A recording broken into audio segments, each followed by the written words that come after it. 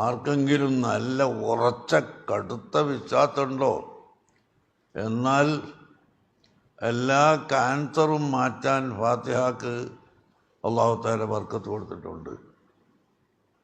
Cancer രോഗമുള്ളവൻ, അല്ലെങ്കിൽ kidney ഉണ്ടായവൻ, മറ്റു വല്ല ശക്തമായ രോഗമുള്ളവൻ, അവനൊക്കെ 20 പ്രാവശ്യം ഫാത്തിഹ ഓതുക.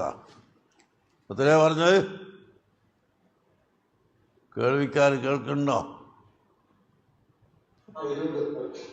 എത്ര ഫാത്തിഹ? 20 ഫാത്തിഹ നിസ്കാരത്തിൻ്റെ ശേഷം ഓതുക. 40 ദിവസം തുടർച്ചയായിട്ട്. 39 ആയാലും പറ്റൂല.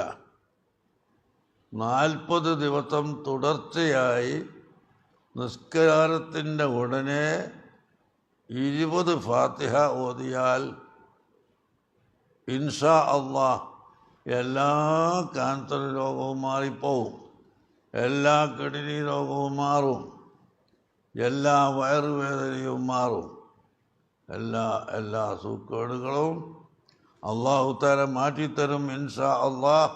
യാതൊരു